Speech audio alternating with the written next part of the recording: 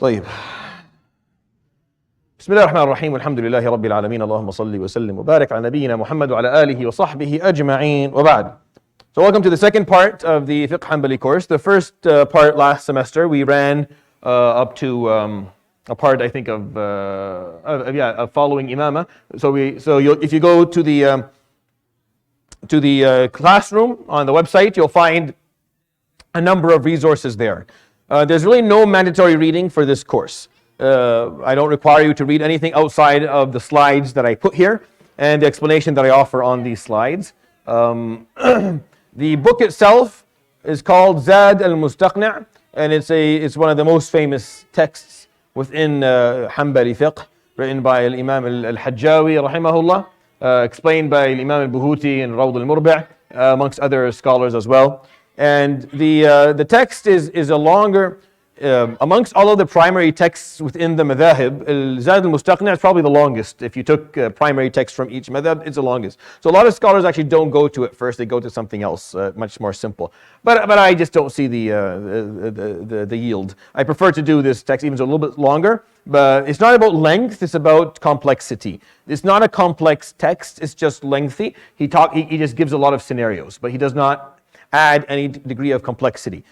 This is something that I won't be teaching. The fiqh courses aren't designed to teach that. But when you judge whether a text is a primary text within a discipline, or a secondary text, or a tertiary text, you don't judge it by length. Length is not the criteria. It's the content. If the imam is just pointing out the mu'tamad of the madhab, meaning the prominent position of the madhab, that's all they're putting in there, then that's a primary text. If the imam is adding on opinions of other scholars within the madhab, and he's pointing out specific exceptional scenarios, that's a secondary text. If the imam is putting in arguing reasoning, the arguing evidence, like why he's chosen this opinion versus something else, and he's establishing all the arguments within the madhab, and he's doing some comparison of these opinions, that's a tertiary text in the madhab. So it's really not about length. And Zad al-Mustaqni' is a bit longer, but it's not a secondary. It's a primary text because he doesn't do any of that. He just goes through the prominent position of the madhab. He just gives different scenarios and he points out detailed situations, but that's all he does, rahmatullah alayhi. I like the text because it doesn't just give the technicalities as, for example, Mukhtasar Khalil does, or Kanz al-Daqa'iq al-Nasafi does, or Mutn Abu Shuja' does. What he does here in his text is that he tells you how to do things. Like he'll say, these are the arkan of salah, here are the wajibat of salah, here are the sunnahs of salah, and then he puts all that aside and say, okay, here's what you do. You get up, you perform wudu in the following manner. And you stand and you pray in the following manner. Like after he explains the technicalities, he just tells you how to do it. And it's really nice. I like that part. I find it very helpful. You can always take those, the description of how to do things, and you can actually teach that to children or teach it to yourself in terms of how you're going to follow. You don't find that in most primary texts that are authentic and taught commonly. Usually the person who's explaining it does it. But Imam Hajjawi does it nicely in his, this is why he chose this text. This course will only be a two-part course, inshallah ta'ala. We will conclude or complete by the end of this course, Bab al-Ibadat, the chapter of acts of worship. So when I did Abu Shuja' in two parts, I actually did the full text. We went through Bab al-Mirath, like the inheritance, and we talked about Mu'amalat. We went through the whole thing. But it's a shorter text, so I was able to get through it in that manner. This text is a little bit longer, so for me to get through the whole thing will take maybe 4 parts, and I don't need to do that. I think just going through the ibadat is enough. So we're going to go through the ibadat, what's left of them, inshallah, this semester. We're somewhere in the middle of salah, so we'll finish salah, and then siyam, zakah, and hajj are much shorter. The longest or the lengthiest of all the chapters is the chapter of salah, hands down. It's just very long. I use the book that I'm using for it. If you read Arabic, then you'll find bil Arabi resources in the classroom. You'll find obviously Zad al-Mustaqni' in Arabic. You'll find the Rawd al-Murbi', which is the explanation also in Arabic, and you can use those as your resources to read. In English, the slides that I put up here are basically taken from the translation of Zad al-Mustaqni' written by Sheikh Musa Ferber, Jazallah Khair. He's probably the only translator of fiqh books that I trust, and he it's hard to get the hard copy of the book. I have the hard copy of the book. I had to buy it for $60 off eBay from some dude who didn't need it anymore. But it's out of print. They don't print it any longer. But I did share it as a PDF in the classroom, so you can also go and use that. And that's really what you're going to be using if you're reading English to keep up with this with the text. I don't require for this any other. I have no mandatory reading for this course. I will give one assignment per course, just to ask you, and it's just designed to make sure that you're revising what we're talking about. And the exam is open book. You honestly cannot pass it if you're not keeping up with the lectures and the content, and also making some notes of the topics that I'm sharing with you, or also just too much information or too much content or too much data for you to be able just to pick up on the day of exam if you have not properly kind of looked at it before. And I think those who took the first part of the course already wrote the exam, right? Already wrote it. I haven't corrected it yet, but you're gonna fail. Don't worry, it's fine. No. I mean, rarely do people fail fiqh courses. Usually, other courses that require more reflection are. This is just memorization. Fiqh is just rulings. Just know what to do and how to do it. And it's very simple. It's not complicated. I don't ask you to give me the evidence behind any of these rulings. I don't ask you to give me the argument. I just want you to know that you know how to do it. If you want to learn all those other details, you have to start studying usul al-fiqh and qawaid al-fiqhiyya, and then going into more depth within the madhab to understand what they built their opinions upon. Okay. So that's just a quick introduction for you, inshallah ta'ala. So we'll continue from where we left off last semester. And يقول المصنف رحمه الله ونفعنا بعلمه, and just because I have not memorized this text by heart, I'll stand and look this way. يقول يصح اقتداء المأموم بالإمام في المسجد وإن لم يره ولا من وراءه إذا سمع التكبير وكذا خارجه إن رأى الإمام أو المأمومين. So it's valid for someone to follow an imam even in the masjid, even if he doesn't see him, or who's behind him if he hears takbir. And this is for the Hanabila. So if you're standing outside the door there with all the blinds down, so you can't really see anyone, but you're right, and it's still a part of the masjid, and you hear the takbir, then your salah is still acceptable for the Hanabila without darura. You don't need for this to be attached to a necessity or an extraordinary situation. So if someone came to the masjid and just decided to stand on the other side of the wall with the blinds down, so he couldn't see anything, but he heard takbir, then following the imam in that situation is valid for the Hanbali madhab. For the Shafi'i, it's a little bit different. The Shafi'i don't like there to be a wall, for example, between the ma'mum and imam, unless there's a necessity, unless there's a darura. There has to be a darura, there has to be some reason. But if there isn't, and you could actually be standing up front, for the Hanabila, even if there's only two lines, and the person stood behind, now they're wrong for doing that, they shouldn't have done that, but their salah is still acceptable because they can hear the takbir, all right? It is similarly valid for you to pray outside the mosque, provided the follower sees the imam or the other followers. And if you can see the imam, then that's fine. If you can see the imam, then it makes it much easier. If you can't see the imam, see whoever is behind the imam, or you have to see someone who sees someone who sees someone who can see the imam. So if you're praying and you can't see the imam or the first line or second line, but you can see someone who can see them, and sometimes this happens obviously in the haram all the time. Last night of Ramadan or the 27th night, you will pray somewhere up in the awali, it's in the middle of Mecca, you'll be praying. And of course they have the speakers out, and you're standing in the middle of the road, the cars are all, and you're just praying. And it's just all you can see is people who are praying right into the haram. So but you can see someone. For the Hanabila, even if you can't see, as long as you can hear the takbir, you can still pray. And that's a part of their madhab. They see it to be recommended for the sufuf to be continuous, but if they're not, it does not invalidate prayer, especially if they're still within the same area. Wallahu a'lam. All right. وتصح خلف إمام عال عنهم ويكره إذا كان العلو ذراعا فأكثر كإمامته في الطاق وتطوعه موضع المكتوبة إلا من حاجة وإطالة قعوده بعد الصلاة مستقبل القبلة فإن كان ثم نساء لبث قليلا لينصرفن.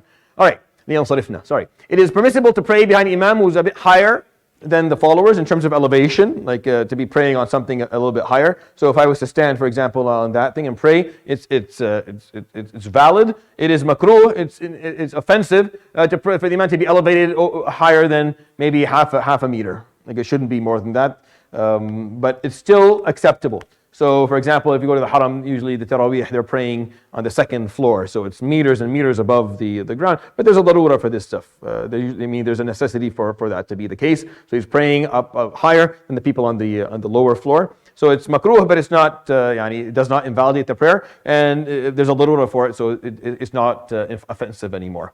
So like I said, or more when there is no need. So as I pointed out to you, the translation that you're looking here is not the translation of the text of Imam al-Hajjawi.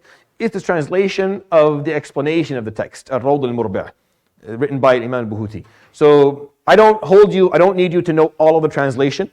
I just need you to know what I'm talking about. Like I'm just sharing with you basics. So the basics is what I want you to know. The translation is way too complex. I don't need it for a first level study. But you're welcome to read it, just increases your knowledge. And you'll know that if you read Arabic a little bit, you'll see that this here is translated in all of this because he doesn't actually translate this. He's translating from the explanation of the book somewhere else. And it's also offensive to lead from a prayer niche because it prevents from followers from seeing the imam. So you shouldn't be praying in a place where it's hard for you to be seen. So this is fine. A mihrab is fine, but I shouldn't be in the entrance. Like if there's an entrance behind the mihrab, I shouldn't be praying there, so no one can see me. I should be praying in a place where I can be seen. But to have a mihrab is fine, and he'll talk about that in a moment. Like he'll talk about a mihrab in a moment. But you shouldn't be praying in a hidden angle or a hidden driveway, like in a place where people can't see you. That's that's offensive. It does not invalidate prayer. Here he's just pointing out the adab, meaning what is mustahab, what is encouraged, and what is not. But he's not talking about what al-mubtil. None of these things will invalidate your salah or the salah of the imam. And he points this out. So because it prevents, if it does not prevent the imam from being seen, it's not offensive. So if which is what a mihrab is. If it's a taq, but it doesn't prevent people from seeing the imam, then it's not offensive to do that. It's offensive for an imam to pray a voluntary prayer where he has just prayed the obligatory prayer unless there is need, such as not finding a space. So وتطوعه موضع المكتوبة إلا من حاجة. So the sunnah for the Hanabila, and this is the same thing for the Shafi'iyya as well, and some of the Hanafi have the same opinion, the Malikis don't. So once the Imam finishes praying al-Maghrib, for example, here, he should pray his sunnah somewhere else, right? It doesn't necessarily, is not necessarily for you as a follower. You can stand up in your same spot, but for the Imam, he should do it in another spot, unless there's no other spots, and then he can obviously do it there. But he should not pray in the same area, and that's the Hanbali madhab on the matter. It is offensive for the Imam to did we read that before? Yeah. To prolong sitting facing the direction of the Qibla. It is recommended for the Imam to stand or turn away from the direction of the Qibla and towards the followers facing the direction where he will be going next. Otherwise, he faces the right of the followers. If there are women there, he waits for a bit so they can leave. So, once the Imam finishes his salah, it's not appropriate for the Imam, once he finishes his salah, to stay like this for a long time. Unless the custom is that women are behind him and they're going to leave, so he waits for them to leave so he does not make them uncomfortable. And then he turns around, either into the direction he's going to leave later, like towards the door, for example, or towards the followers if he's going to address them, or towards their right if he's not going to address them. Right? And that's how the sunnah for the Imam in terms of. But you shouldn't stay facing the Qibla for a long time. You should turn around and face the Imam Mu'min. If you're going to face them, then sit perpendicular. If not, then to the right. Or if you know where you're going afterwards and you're not talking to them, then you can face in the direction that you're going to be exiting. So if I wasn't to talk to you, then I should pray and probably face this way because I'm going that way at the end of it. But all these things are fine. It doesn't matter how you face, as long as you don't stay towards the Qibla. It's considered rude for the Imam not to turn back and face the people his followers or those who followed him in prayer. He points out that if there's women, he should wait for a bit because the custom was that the ladies would leave. Meaning after Salah, the ladies would not be comfortable with the Imam looking in their direction, so they would all leave. So he'd wait for them to do so, and then he would turn around. And these are customs that change from one place to the other.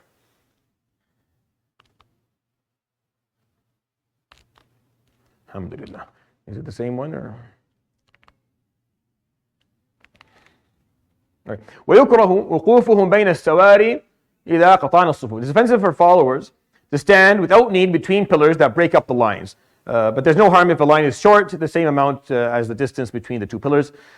So it is unlawful to build a mosque, and these are all translation of the explanation. It's unlawful to build a mosque with the intention of harming a nearby mosque. A harmful mosque is destroyed, by the way. It is lawful to use a prayer niche or a mihrab. These are all translations from Rawd al-Murba, by the way, not from the... Here he just points out that it's not recommended to stand between pillars that will cause the line to break off. So if you have two pillars, and you fill in between them, and now the people on the other side are going to break off then try to pray ahead of that or behind that, so you're not breaking off the line. So someone's not standing a pillar and then a person, but rather they're standing beside each other rather than breaking off the line. But of course, if that's how the masjid is designed and that's how it worked out, then that's fine. It's just something that it's an adab or an etiquette of salah that people should notice and watch out for. It is offensive for someone who has eaten onions to attend prayer until the odor is gone. And again, this is not a part of the actual, but it's worthy of sharing with people for sure. It's a part of the explanation book, but it's so it goes not just for onion, but anything that can cause a really bad odor. You should, if you're going to eat it, you should make sure before you come to salah you do everything needed to kind of wash out or flush out that odor, so you're not causing public health hazards when you burp. All right. ويعذر بترك جمعة وجماعة مريض ومدافع أحد الأخبثين ومن بحضرة طعام محتاج إليه وخائف من ضياع ماله أو فواته أو ضرر فيه أو موت قريبه أو على نفسه من ضرر أو سلطان أو ملازمة غريم ولا شيء معه أو من فوات رفقة أو غلبة نعاس أو أذى بمطر أو وحل وبريح باردة شديدة في ليلة مظلمة. So here he points out what allows you or offers you an excuse not to attend Jama'ah, also not to attend the Jumu'ah. And he points out the Jumu'ah here that these excuses are valid for you as well. And we haven't talked about Jumu'ah yet, but it's coming up in the next few slides where we'll start talking about Salat al-Jumu'ah. So he points out that you're excused of Friday prayer and congregational prayer, because as I said, the Hanabila see congregational prayer to be highly recommended for men. Some see to be up to the degree of wajib or fard kifaya. When one is sick, or when fearing the onset of sickness, and the Friday prayer is obligatory, but not the congregational prayer, so long as it is not injured by coming, whether he is carried or walks. So if you're sick or you're scared of getting sick, then you don't have to attend congregational prayers, and Jumu'ah is the same thing.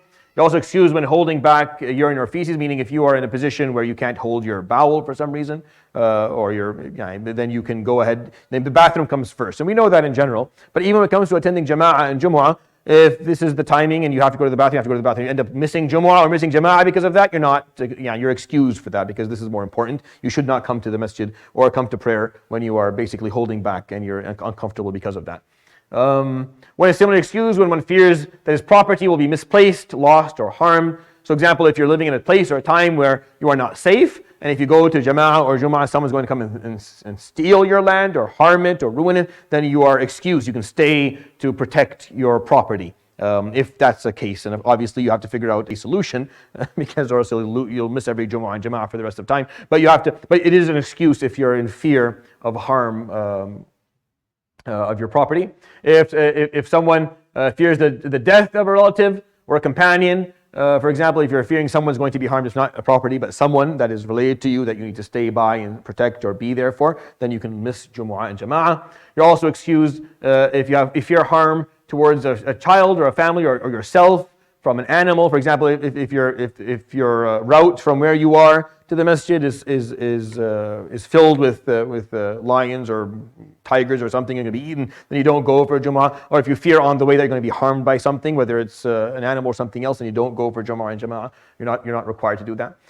You're also excused when one fears the authorities. For example, Sultan, you'll be caught or you're going to be seized unlawfully, obviously, then you don't go for Jumu'ah and Jama'ah. Or a debt collector will demand payment while having nothing to pay him off. I mean, if someone is in a position where he owes and he has nothing to pay off and he knows he's going to be running into the person in Salah and Jama'ah and Jumu'ah, then they're excused not to go until they figure out how they're going to pay them back. Because it's also very embarrassing for people. So this is like a udhr, an excuse to save someone, save their integrity while they figure out what they're going to do. It is the same if one fears being asked to repay a debt before it comes due. But if the debt is due and the money is available, there's no excuse. Like if you have the money, you should go. But if you don't, that's where the excuse lies. Similar excuse if one fears missing travel. Like you don't go to Jama'ah if that's going to cause you to miss your Uber or your train or your plane or whatever. No, that takes That takes precedence, obviously, when it comes to the journey companion or traveling. You're also excused when you're overcome by drowsiness, when you're very, very tired. If someone has been, for whatever reason, if you're not going to be able to actually stay awake in Salah or stay awake in Jumu'ah, then you're excused from coming. You're excused at the moment. Now, what led up to that, that's a different story. If you're partying all night and then you come and don't go to Jumu'ah, then you're held accountable for that piece. But I'm talking about the time of Jumu'ah. If you're not able to stay awake, then you're not obligated to go. But you're sinful because you didn't prepare yourself properly. So the fiqh, as I pointed out, is very technical. It just takes the situation. If at a single moment you're so drowsy that going to Salah you're not going to be able to stay awake, then you don't go. You're excused not to go. Now, if what led up to that is something haram, then you're going to be held accountable for missing Jumu'ah or missing Jama'ah because of it. But you're told not to go, or you're excused from going if you're not able to hold yourself, because you don't go to a salah or a prayer and you fall asleep in the middle of it, or attend a Jumu'ah and you're not able to stay awake. That's offensive and you shouldn't be doing that. So you're excused from going. You're also excused if harmed by rain or mud, similarly snow or ice or hail. So if you're going and the weather is really bad, you're excused from going if the weather is going to harm you. And you're similarly excused if one is harmed by the length of the Imam's prayer. It's not. You didn't put that here, by the way. This is where the text ends. This is the explanation. I'm going to share it with you because it's amusing. So if you're harmed by the length of the Imam's prayer, and this is referring to people who have illnesses, right? It's not you're harmed by it emotionally. No, it's where you're harmed by this physically. Like someone cannot hold their wudu or hold for a certain period of time, and the Imam is praying, and the length of the prayer of the Imam is a reasonable length, but you're harmed by it because you can't stand that long, you can't sit that long. Then you're excused. You're excused from attending Jumu'ah and Jama'at. So elderly people who cannot sit for half an hour for Jumu'ah should not be brought for Jumu'ah, instead of being brought and then complaining to the Imam that it wasn't 15 minutes. So you don't change the Salat al-Jumu'ah for the person who has a problem. You just task the person who has a problem to stay home, right? And you have them watch watch it online and pray Dhuhr at whatever pace he wants sitting at home. So this is important because so if you're harmed by it, then you're excused from going. If for some reason, but you have to be actually harmed. It can't be that I just don't like it's too long. No, it has to be there's some form of physical harm that's occurring. And some people are like that, and they shouldn't be brought if they can't sit. All right. Now the rest of them you're not. You can read on your own. It's not a part of the matan. Ya Allah ya Rabb. All right. So people who have excuses. So تلزم المريض الصلاة قائما. فإن لم يستطع فقاعدا، فإن عجز فعلى جنبه، فإن صلى مستلقيا ورجلاه إلى القبلة صح، ويومئ راكعا وساجدا ويخفضه عن الركوع وبخفضه عن الركوع، فإن عجز أومأ بعينه، فإن قدر أو عجز في أثنائها انتقل إلى الآخر، وإن قدر على قيام وقعود دون ركوع وسجود أومأ بركوع قائما وسجود قاعدا، ولمريض الصلاة مستلقيا مع القدرة على القيام لمداواة بقول طبيب مسلم. All right. So there are sick travelers, those in peril and the like, people who have a'dhar, have excuses. So someone who is sick must pray standing, even if the manner of standing is the same as bowing or propping himself up or leaning upon something. So if you can stand up, you start your fard standing up. Even if you need to put your hand on something or barely, or you're standing bowing, you're barely standing, as long as it's not causing physical harm, as long as you're not being told that this is not something you should be doing, if you're able to stand up, you start your prayer standing up. And if you can't, if unable to pray standing, one prays seated. And seated can either be sitting down cross-legged, like you are right there. For example, that's how you would pray, the way they. Or if you're going to sit on a chair in modern times, that's fine as well. Almost all scholars of madhab are fine with that. None of them have really pointed out that's a problem. If unable to pray seated, one prays lying down on one side, the right side being preferred. So if you can't pray seated, then you can pray on your side, right side preferred. If not, then left side. And if not capable, then ala dhahrihi. Right? If someone is sick to the point where they have to be on their back, then they can pray lying on their back. It is valid for one to pray on one's back with one's feet towards the direction of prayer, and that's the best way to do it. If you're lying down, if someone is lying down, then on your back, then your feet are towards al-qibla. If you're on your side, then your face is towards al-qibla, not your feet. That makes sense? So if I'm going to lie on my side, then I would lie on my side this way. I would go horizontally, and my face would be towards Qibla. If I'm on my back, then I'll backwards, and my feet are going to be towards Qibla. That's the better way to do it. One gestures for bowing and prostration as much as possible, making the prostration lower. So if you're gesturing, for example, if you're sitting down for a salah, and you're going to gesture for ruku' and for sujood, so you make sure the gesture for salah, for sujood, is lower than the one for ruku', and julus comes in between them.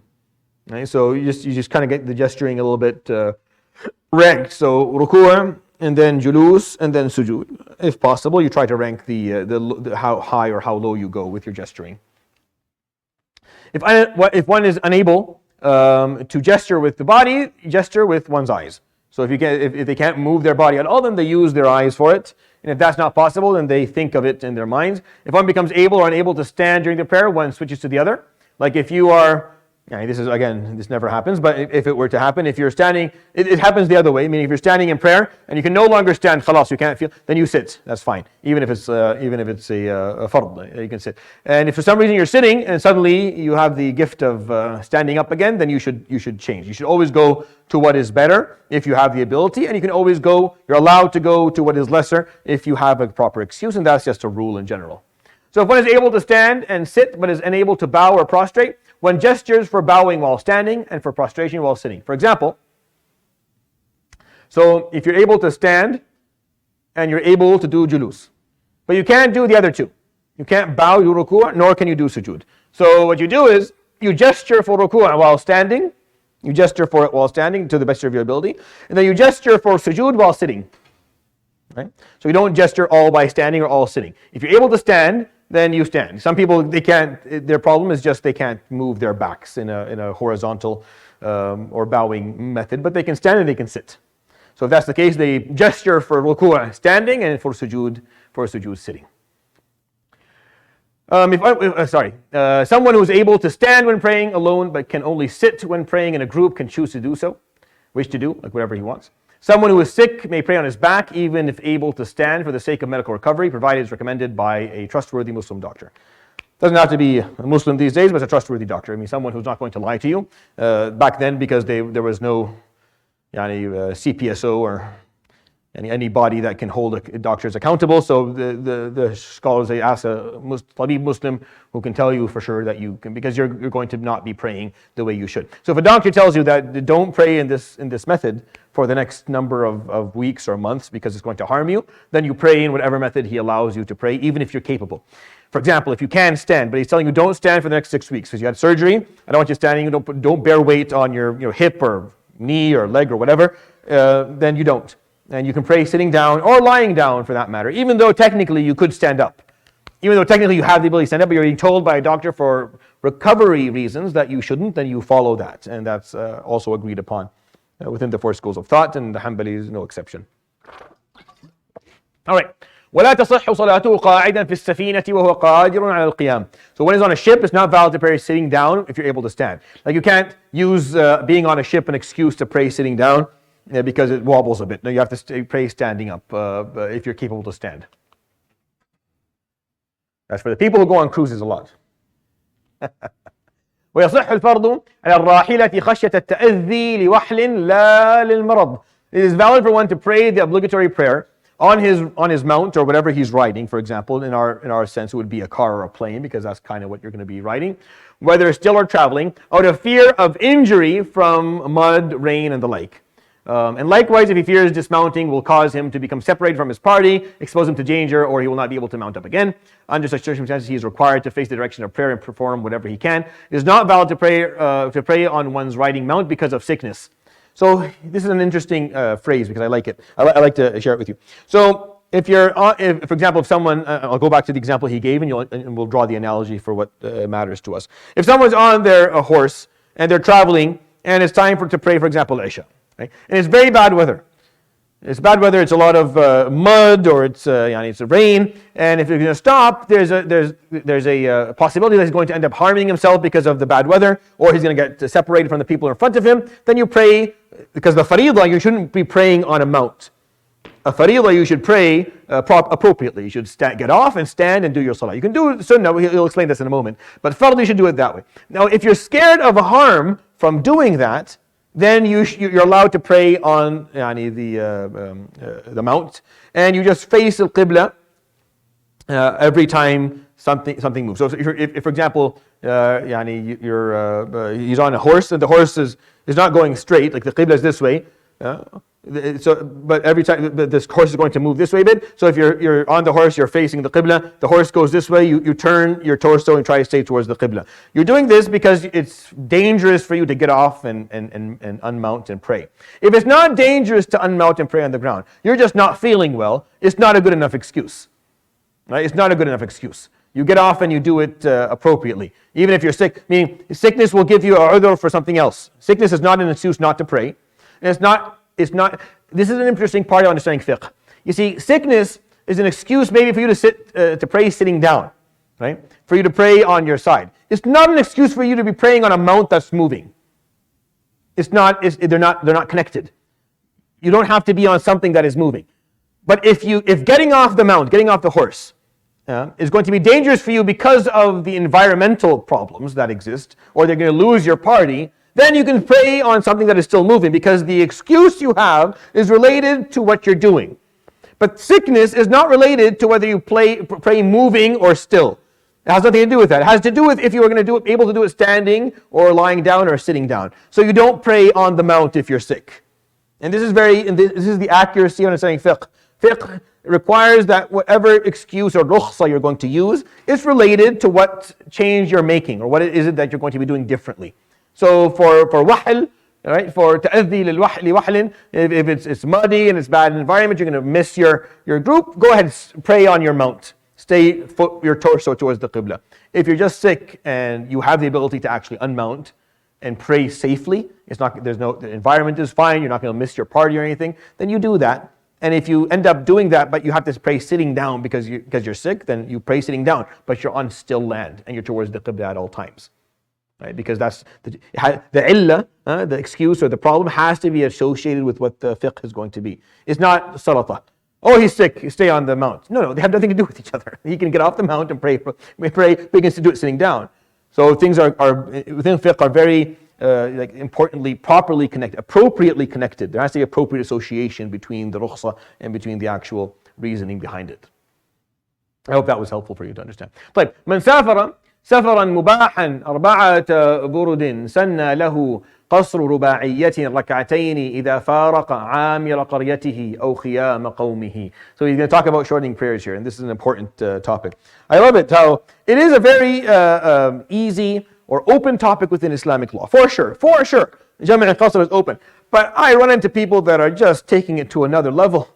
Just taking it to a completely another level. Where, ya habibi, it is something that has there's a lot of ease of opinion. But wallahi, what you're doing is ridiculous. You have no, they drive to Kamoka, he wants to do Jam' I know people who have been doing Jam' al-Qasr for 10 years living in, because they're like, well, it's not my country. But, so you have to be a little bit careful with what you take here. There are opinions by scholars. Make sure that when you take an opinion from a scholar that you fully understand the argument behind it if you're going to go out against what the madhahib teach. Like if the madhahib are going to teach something and you say, no, I don't want that, then make sure you understand the argument. And don't take the most extreme every time. The wara, which is an important word, it's zuhd's best friend. They come together. Zuhd is asceticism when you're not running after doing it. Wara is where when you're choosing opinions within Islam, you're not always looking for the one that is the easiest, regardless of who said it, why they said it, and whether the argument makes any sense at all. And that's it's important. Like in your life, you will choose opinions that may not be the mainstream in certain topics.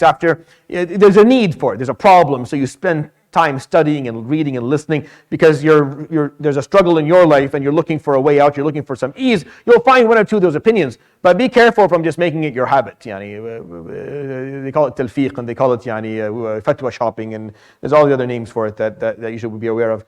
So this is a very easy topic within Islamic law, but please, don't make it, don't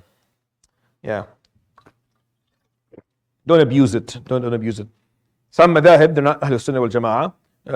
They do Jam' al-Qasr all the time. That's their whole life. They've never prayed Dhuhr and Asr at 4 rak'at in their times ever. They just completely is an example of abusing yani fiqh in a way that does not have a methodology of evidence behind it. So here he points out, it's recommended for anyone traveling a lawful journey. Lawful, you can put a little bit of a thing there because there's something here for some madhahib have a problem with safar al-ma'siyah and some of them don't. So here's pointing out lawful. Journey longer than 4 burud, which is basically 80 kilometers. 80 is the Shafi'iyya say 16 farsakhan. These are all measurements that had died like many centuries ago. So, the difference is, roughly speaking, 80 kilometers. 80 kilometers each way, not both ways.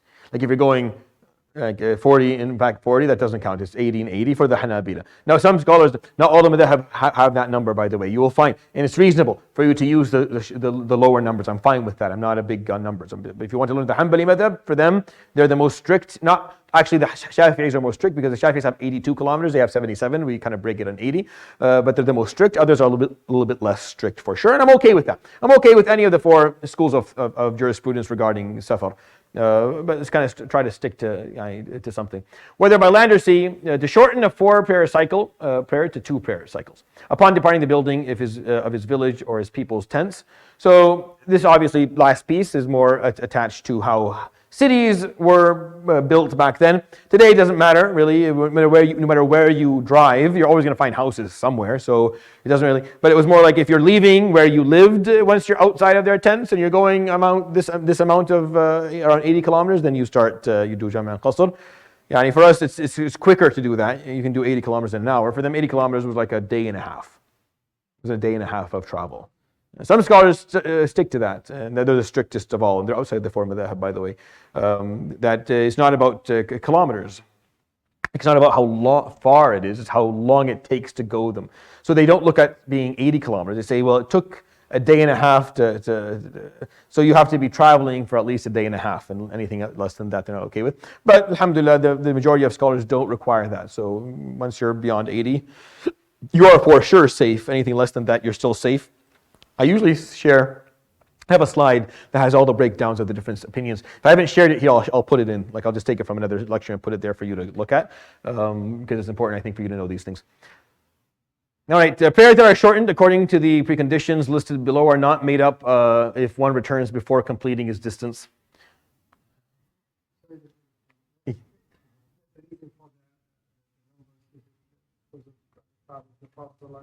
So they took it from different narrations of Sahaba. They took it from different, and the Sahaba that narrated these things took it from different recollections of the Prophet ﷺ's qasr and safar, like when they recognized him. And there's a couple of key pieces of evidence that they use to define these things. Again, so the question you're asking, that would be a tertiary fiqh study where we actually take the evidence and we break down what the Hanafis use as an argument for their numbers versus what the Hanabila and the Shafi'iyya use, and that's it's an important part of fiqh. But we're not for the primary text. I don't go into those details. But if you look them up, you'll find it. If you actually look it up and the evidence is good for anything, for all of it. All of the 4 opinions that exist, or maybe 5 opinions that exist, they all have reasonable evidence. They all have good evidence. So I think it's an issue of sa'ah. It's a very, if you study the Hanbali madhab, you want to stick to your madhab, then great. And if you end up deciding to go by a different opinion outside of the madhab, this is one of the topics that you're safe to do so. It's not a problem. There's equivalent evidence across the board for these different opinions. It shouldn't be a problem, inshallah. All right. I'm going to move on because I don't want to, because this is the extra explanation. You're welcome to read it on your own time. وَإِنْ أَحْرَمَ ثُمَّ سَافَرَ أَوْ فِي سَفَرٍ ثُمَّ أَقَامَ أو ذكر صلاة حضر في سفر أو عكسها أو ائتم بمقيم أو بمن يشك فيه أو أحرم بصلاة يلزمه إتمامها ففسدت وأعادها أو لم ينوي القصر عند إحرامها أو شك في نيته أو نوى إقامة أكثر من 4 أيام. What is this word here? أو ملاح معه أهله لا ينوي إقامة بلد لزمه أن يتم أو ملاحا معه أهله لا ينوي إقامة بلد لزمه أن يتم. I'm bringing the book with me because it's not clear, the Arabic text in this one here. So here he goes and talks a little bit about what the conditions are for you to be able to pray Jama' Qasr, and he gives a bunch of them and they're important. So the first one prays a full number of cycles if one begins his prayer while a resident and then travels. It is the same if he begins the journey after the prayer time enters. For the Hanabila, if Dhuhr adhan and you intended to travel after the adhan of Dhuhr, then you pray Dhuhr 4, right? If you intended to pray after the adhan of Dhuhr, if you intended to travel after the adhan of Dhuhr, for example, then you owe Dhuhr 4 for the Hanbali madhab. If you intended to travel before Dhuhr, right, and you made the intention of traveling before Dhuhr, and you're preparing yourself, and Dhuhr happened, you still haven't left, you can pray it too, because it's about the intention or the preparation for it. So if you intended before Dhuhr to leave and you're preparing yourself, then you can pray it 2 rak'ah. But if you started to pray Dhuhr as a muqim, as someone who's resident, but then you had the intention of safar afterwards, you have to continue the prayer at 4, which doesn't happen. But I'm just telling you that it depends on when you've made the intention of actually traveling. The prayer will be allowed for qasr or not. So one prays the full number of cycles if one begins traveling and then becomes a resident. Or if he remembers a prayer he missed when he was a resident, or vice versa. So if I'm traveling and then I arrive at my destination and now I'm a resident, like I'm going to this destination, it's not safar. For example, I'm moving. Let's say I'm moving from one city to the other, and it's more than 80 kilometers. So I pray, for example, Dhuhr on the way. I leave in the morning, I pray Dhuhr on the way. I get there and it's Asr time. Right? I don't pray Asr 2 rak'ahs. For the Hanbalis, I pray it 4 now because I'm a resident. Unless I arrived at a place where I'm still musafir. If you're still traveling, meaning you're just there for a few hours and you're coming back, then you're traveling, you can pray 2. But if you arrived in a place that now you're a resident, this is where you're going to be living from now on, then you pray there as 4. So sometimes people who have jobs for example, I have no person who have a job maybe in Kingston or somewhere in Ottawa, and they spend 3-4 days there and 3-4 days here. So they can't do qasr and jama' the whole time. They have to choose where their resident is. Where is their residence? Where are you living? Like, where do you consider yourself a resident? Here or there? So they think, and I'm like, don't think. Where is your family? Of course, unless he's married 2 women with 2 children, set of children, he'll have to think. But if you have one family and one wife, then wherever they are, that's where your residence is, and everything else is safar. So you consider that as safar and consider where you are as residence, where you stay. But for the Hanbalis, there is another condition that has to be fulfilled, which I'll point out in a second here. So, and if you remember a prayer, for example, if you're traveling for Dhuhr, and it's Dhuhr time. So you stand, you pray 2 rak'ah Dhuhr. And then you remember that yesterday you missed Dhuhr. You can't pray it 2, just because you're traveling. You owe it 4. Right? You owe it 4. You can't say, well, I have a discount time, so I might as well just pray all the Dhuhrs that I missed 2. You don't get a discount timing. So this the Dhuhr, only the Dhuhr that you are traveling through, you can break down to 2. You can pray 2. Anything that you missed during your during the time that you were a resident, you owe 4. And if you miss 2 rak'ahs, if you miss something during safar, for the Hanbalis, if for example I was traveling and I could have prayed Asr 2 rak'ahs, but I didn't. I arrived in London, for example, Maghrib. I prayed Maghrib, and I remember I didn't pray Asr. I pray Asr 4. I can't pray 2 because I was traveling. Now I'm a resident, so I pray it 4. So the rukhsa is only, the excuse or the ease, the fatwa of ease is only during travel for the prayers that exist while you're traveling and you remember to do them on time. That's their only, and again, they're the most strict of all the madhab, the Hanbalis and Shafi'is for sure. Others are a little bit less, a little bit more lenient. One prays full number of cycles if one follows a resident or someone whose residency status is unclear. This applies whether the imam is on a journey or is a resident, and there is no harm in the follower saying, if he completes the full number of cycles, I'll complete them. If he shortens them, I shorten. So this is important. Most matchups in salah are acceptable. I talked about this last semester for the Hanbalis. Most of them are. They have some exceptions. But if you are musafir, if you are traveling, and for example, you enter the masjid and you want to pray Asr 2 rak'ahs, and someone is praying. Now, if they are praying 4, and they're a resident, they're praying 4, you can't pray behind them and then do taslim at the second rak'ah. You have to complete the 4 with them, right? It's okay for the Hanbalis that you pray behind the person. I don't know if this imam is actually a resident or if he's traveling. I don't know. I'm going to pray behind him. If he ends up doing 4, I'll do 4. And if he does 2, then I'll do 2. That's acceptable. And that's one of the few instances within fiqh where you can enter salah with an intention that is conditional. Right? It's very, very rare. It doesn't almost happen. Like when you enter salah, you should make the intention of what you're going to be praying, right? And you have to stick to it. But this is one of the very rare cases where you're allowed to enter salah, and instead of having a clear, I'm doing 2 or 4, like I don't know if this imam is muqim, he's a resident, so he's going to do 4, I'll do 4. If he's like me traveling and doing 2, then I'll do 2. And you're allowed to have that conditional opinion. And the Hanbali madhab are very specific with allowing that, and I think it's worth kind of sharing with you.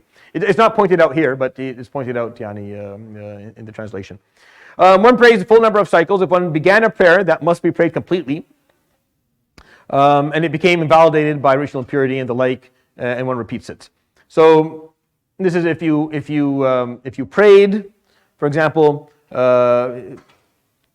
behind someone who is a resident. You started salat. This is a little bit tricky. So I'm standing there, and I entered. I'm musafir. I'm traveling. I want to pray also 2 rak'ahs, but I found an imam praying full asr. So I went in and I stood behind him to pray 4 rak'ah, and then I lost my wudu.